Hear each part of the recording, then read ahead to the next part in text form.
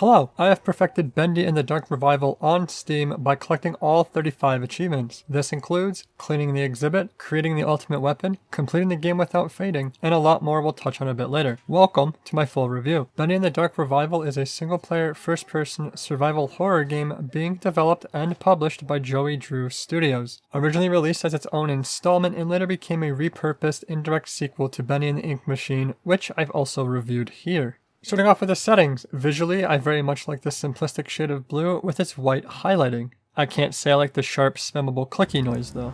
As for the actual settings, there isn't all that much here. Quickly going over them, the audio tab holds your subtitles, which you can't adjust the size of. In-game they're quite small, but size doesn't matter, right?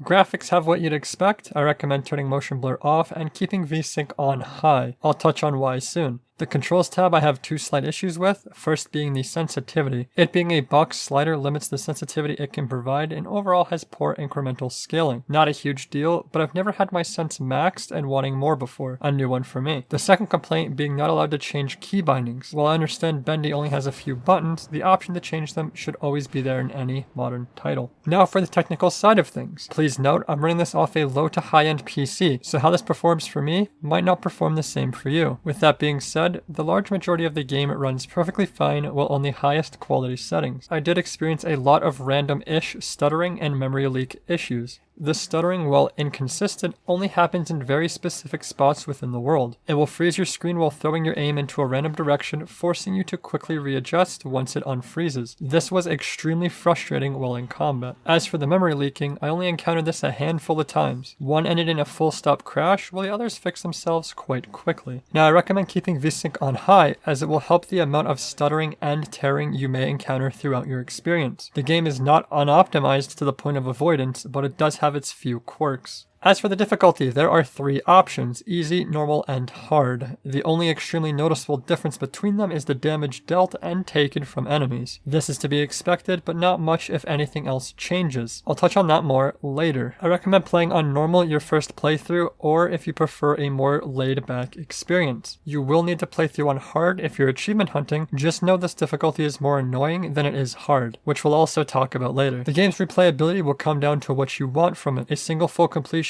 taking around 5 to 8 hours is more than enough to satisfy most players. However, the game does offer a lot of hidden collectibles, Easter eggs, and extremely missable endings you may want to see. As for the gameplay, in short, Bendy in the Dark Revival is a first-person, story-driven survival horror game with its own distinct rubber hose aesthetic. It has 5 chapters to play through and a lot of items to collect. Starting from the beginning, they do an amazing job introducing you to all of the core mechanics, slowly going over each new system through the prologue and when introduced in other chapters. The movement mechanics don't feel all too bad, accompanied by a stamina bar and extra movement abilities later on. It's nothing too crazy, but overall the base game design is quite well done. Crafting is one of the new mechanics not previously used in the Bendy universe. While exploring, you'll come across various objects that will have gent resources to collect. Doing so will allow you to upgrade your weapon or create keys that unlock safe and sound lockers, obtaining extra resources, food, or secrets. I typically quite enjoy crafting in survival games, and usually it's a must. However, for some reason here, adding the horror element seems to ruin the fun of what crafting could have been. It doesn't fit all too well, making it feel out of place and quickly ruins your immersion, as you'll be spending more time distracted looking for resources than you will be noticing the world or threats around you.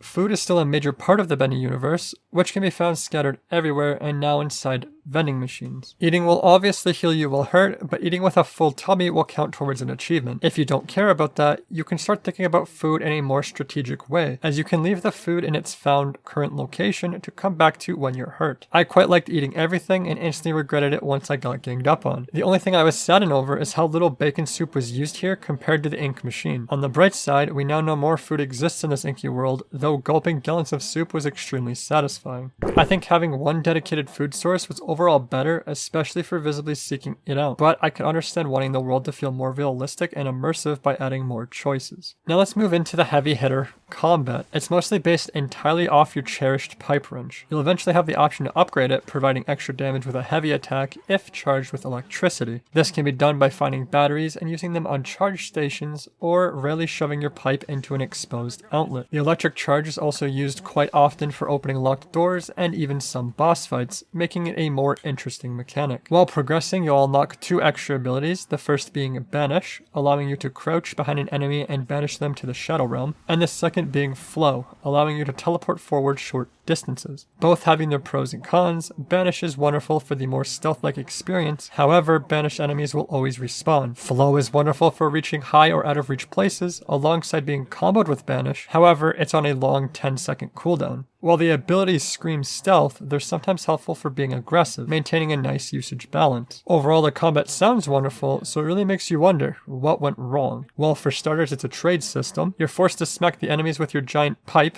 while they trade and slap you back. There is no way around this, as there is no dodging or blocking mechanics. Headshots don't matter, and the absolute best you can try to do is slowly back away and pray they miss their swing. Now, depending on the difficulty you've chosen, one enemy will take between 3 to 8 hits, while you can only ever handle 2 to 3 before fainting. Seems like a fun, fair system to me, smile. While the game seems to want you to take a stealth approach, it constantly feels like the opposite. Banishing isn't fun. Forgetting the respawning, the crouching is painfully slow, and sneaking is extremely frustrating. The moment you're standing up or in any line of sight, you're immediately spotted and chased. It doesn't help that the enemies are quite janky. They can pile up on one another and love circling your unknown location, making it difficult to avoid most of them, even with patience. The game wants you to fight without wanting you to fight. It's weird, unfun, and tedious the longer you play. That being said, if the game was built from the ground up with stealth as its focus, I think it would have been a much better overall experience. It's also quite possible they may have changed their mind halfway through, as there are random mechanics thrown in with no real reason. Peeking corners, for example, is a useless mechanic kept in for use, but only used in maybe 2 rooms max. But anyway, let's be completely honest, you most likely aren't playing a Bendy game specifically for its combat systems. Ink Machine was also known for having questionable combat, however you'd expect them to learn from their mistakes. Perhaps this combat is intentional, but here's hoping the cage takes a much better stab at it. Now, the puzzle still had the layers we all know and love, expected from a Bendy title. The base game usually contains simple puzzles such as code locks, pattern matching, or collecting something missing to progress, all not requiring too much brainpower. While the end game usually holds all the harder to find collectibles, secrets, and Easter eggs, put behind various levels of difficulty and obscure places. The Meatly does love to hide after all. But to my surprise, there was one puzzle in particular that stood out from the rest, and that is Alice Angel's riddle, which I managed to correctly guess on my first try, and yes, it felt absolutely incredible to do so. That being said, this section is incredibly dark, and compared to the previous puzzles leading up to it, felt a lot out of place and shocked me with its difficulty. It's also a huge nod to Five Nights at Freddy's, which I thought was pretty awesome. As for the more endgame related puzzles, they must all be completed prior to the point of no return, which, if you aren't paying attention, you may miss when that is said. Going past that point will not allow any backtracking to find anything you missed without replaying the entire game. The warnings are all verbal, which I'm not a big fan of. I wish there was some sort of in-your-face indication for people who get distracted, like me. I did have to replay it anyway, so it didn't bother me that much, but it is a nuisance nonetheless. Moving into the wonderful inky world of Bendy, we'll start with its distinct rubber hose aesthetic, as visually, it takes a more realistic and detailed approach compared to its successor's cartoon style. I'm quite certain they completely redesigned almost every aspect of what Bendy and his world used to be. While I can see a lot of people probably disliking that for nostalgic or story purposes, you still have to respect the great amount of effort that was put into making the world a much larger and scarier place. It feels more alive here than ever. It may be incredibly different, but I think they nailed the redesigned aesthetic they were going for. The only complaint I have here is while they made the world insanely visually immersive, they didn't make it as incredibly interactive. There are objects scattered literally everywhere that serve no purpose at all. You can't pick up, throw, smash, or push everything you see. The only interactables within the world are those relevant to the story, food to heal yourself, collectibles, or places to hide. I just think there was a missed opportunity to include a lot more relevant interactables to give this incredible world an additional level of immersion and fun. As for the world itself, compared to the Ink Machine, we are no longer locked just within a studio and now have an entire deep world to explore. While it's technically not an open world, they do a good job providing that feeling by having a lot of secondary paths to and from each location. With some hidden and paths mixed in for secrets. You're constantly flooded with eye candy and information to look at, keeping you in every room longer than its main intended purpose. As for traveling the world, you're given 3 options. The first being your big stinky feet. Just like in most horror titles, you can expect this to be the majority of your traveling. The second is fast travel by linker pipes. I call them showers. They're also like your respawn points, but with a glowing shower head. Once you unlock this ability later in the game, you'll be able to fast travel between predetermined points. This is great for backtracking once you know which one goes where, but it's quite confusing at first to understand. The final way of travel is by train, which also only becomes available later in the game. Like a real train, it gets you from one station to another. It also has a few cool Easter eggs around it, which I obviously won't spoil. As for the backtracking of the world, it can be quite tedious. A lot of the collectibles are unobtainable until you reach certain points within the game, making backtracking necessary for a full completion, as very few objectives also utilize it. The respawning of mobs made backtracking the most unenjoyable, to the point I'd do what I could to avoid them. On top of that, not every location has an obvious way to get back to, making the world feel like a maze. I can understand backtracking for collectibles or secrets, but it just didn't feel like a fun-fitting mechanic or experience to be put through here compared to the ink machine. It just wasn't as fun, but perhaps I'm just nitpicking. As for the audio, I can confidently say it has been greatly improved since the ink machine. They did an outstanding job on the vast majority of songs and ambient tracks placed throughout. You won't have any issues staying immersed in this inky-filled world. Now, while all of the voice actors did an incredible job, don't get me wrong here, I have a major issue with the keepers. While I truly love their visual design, the amount of effects used on top of their voice is ear-piercing and makes it difficult to hear them. On top of added voice chopping every other sentence, which is beyond headache-inducing and prolonging the pain. I hated every single vocal encounter I had with them, to the point it started making me dislike the chapter until I realized why. Now, the game brings back the iconic audio logs we all know and love, however this time as a collectible, meaning we'll pick it up and listen to the raw audio with no area interference. While this is the overall better design for longer played audio logs, I thought the ink machine's stationary logs you could walk away from were truly unique and extremely fitting to the world's immersion. I would love to see these brought back in future titles, or combine the best of both worlds, having them picked up as a collectible while also being able to drop them in the world whenever. Another new mechanic they introduced were memos, which are pieces of paper with notes written on them scattered throughout the game. With how Bendy is, I was greatly disappointed to see these, let alone hear none of them were voice acted. A truly missed opportunity I hope gets changed with the cage. Reading is very difficult, and I see this as a very lazy replacement for audio logs and lore filling. I'd always rather the option to listen to a note than to read one. Overall, aside from those complaints, they fixed a lot of the audio problems the first game had, added a lot more scary and immersive tracks, and just did a better job for the entire audio department. Very well done, so please take my complaints with a grain of salt. Hey, you've made it to the story section and my thoughts on it. I won't be covering the spoilers in depth, but if you'd like to avoid them, skip ahead to the positive and negative section below. Ready?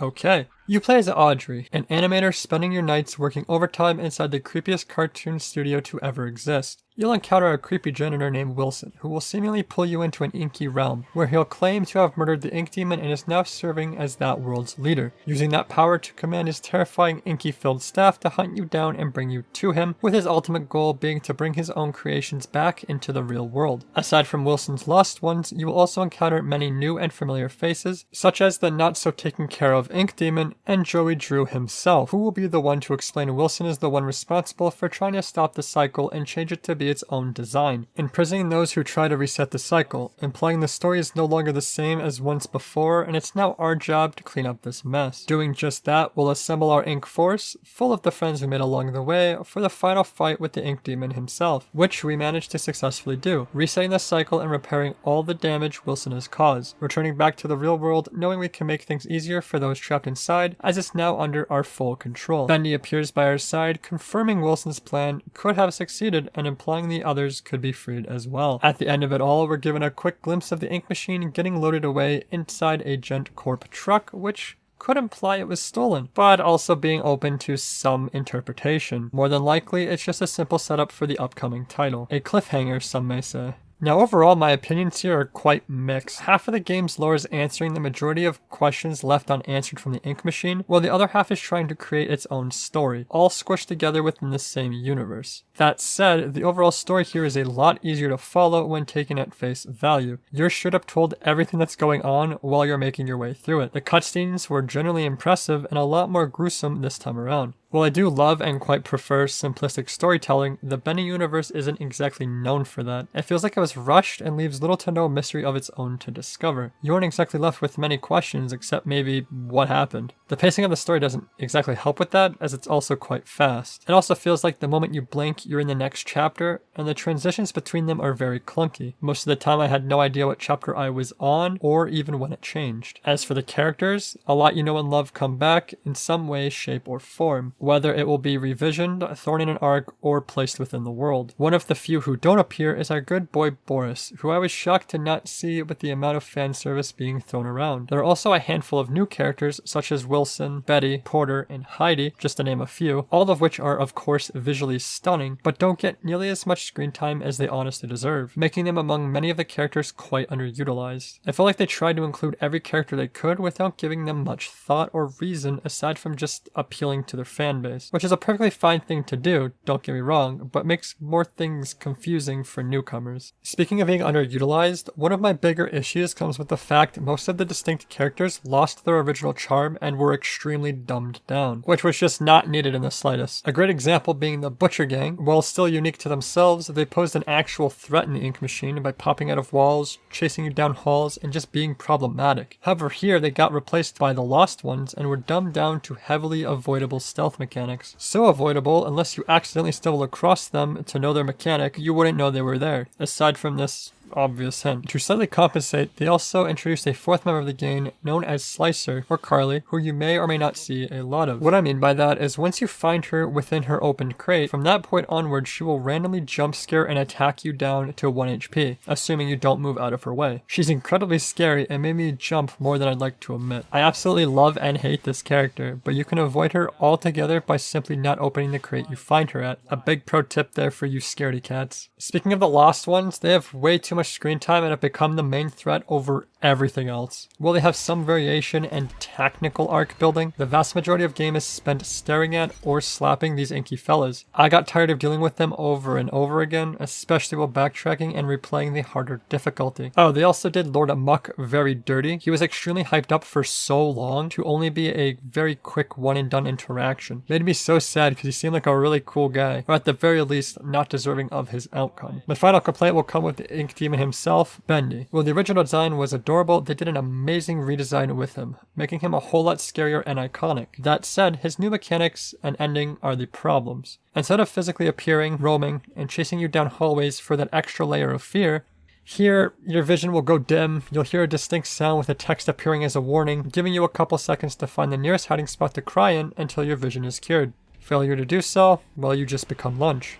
He was nothing but a nuisance the entire time, forcing you to have map awareness over an actual fun mechanic, such as being chased. The answer here is obvious, but worst case scenario, combine the older mechanics with the new ideas and not scrap what made most of the characters fun to begin with. As for the ending, it felt like a Hollywood film overplaying a game. All meaningful mechanics and threats were taken away, and the fan service was shot through the absolute roof in an interactive 5-minute walking sim. Well, it was quite hilarious to hear the Wilhelm scream.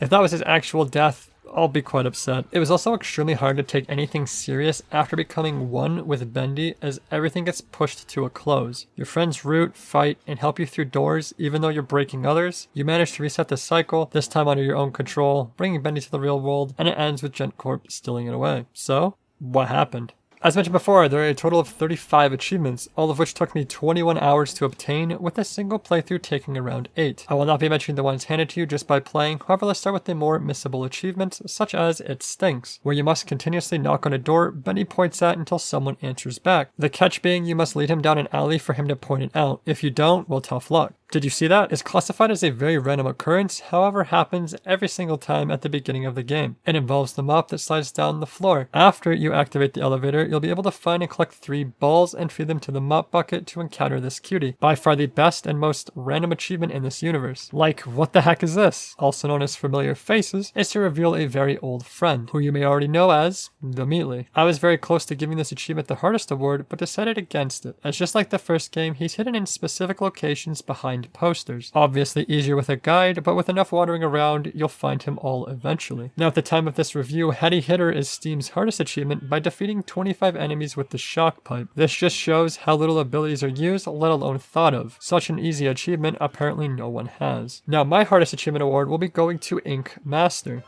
where you must complete the game without dying a single time. This achievement alone took me multiple playthroughs due to the uncontrollable stutters, always seeming to happen while in combat. I eventually cheesed it by speedrunning the game on easy, and praying the freezes didn't last long enough to get me murked. All in all, the majority of achievements were quite fun to obtain. I didn't like the amount of backtracking, but it's not an insanely long grind regardless. Unless you happen to get frustrated easily, then you might have some issues here. However, let's now go over some of the positives. The world is insanely immersive and much larger. It still has its distinct aesthetic with an overall improved revision. A lot of new characters are introduced to the universe. The pacing is fairly quick, you won't be sidetracked often. The entire story is explained as you play through, no more guessing games. And it has a more modern cinematic vibe that pairs well with its improved audio track. As for the negatives, you may already know the top one, combat. It is by far the worst part of the entire game, and sadly it's a large chunk of it. The unoptimization with stuttering can be extremely frustrating. This could very well not be the case for console, I do not know. There's not enough screen time for side characters and way too much for others. A lot of mechanics seem abandoned yet were kept in, while others have a purpose but are useless in most cases. Last but not least, there is a lot of fan service, which I don't quite enjoy. However, it's not a big enough issue to ruin the experience for the majority of players. In conclusion, Bendy and the Dark Revival has beaten its successor, especially in the visual department. While its story is different and somewhat confusing at first, they obviously put a lot more effort into giving their community what they wanted for a sequel. While that may not always be a good thing, looking past its silly flaws, I had an absolute blast playing through and also perfecting it. Bendy as a whole is a series I always look forward to regardless if I don't like some aspects of it. I tried to be as unbiased as possible, but would I recommend it? Well, Dark Revival is currently available for 34 Canadian doll hairs or your regional equivalent on Steam, PlayStation, or Xbox storefronts. If you're wanting to play a new horror game to completion or continue on the Bendy train, I obviously recommend giving a shot at its full price. If you're wanting to go in and expecting a perfect sequel, a game longer than 5 to 7 hours, or not wanting to get slightly frustrated, I heavily recommend purchasing on a sale, which regardless, you can't go wrong with. While I think every Bendy fan should give Dark Revival a shot, it does fall short on a lot of things when compared to its successor. It doesn't have the same charm it used to. If you go in with a clear mind of it being its own title, it can be a fun time. Anyway, thank you so much for watching if you made it this far. Let me know your thoughts down below, or what game I should complete next. Subscribe so you never miss a video, and until next time, take care.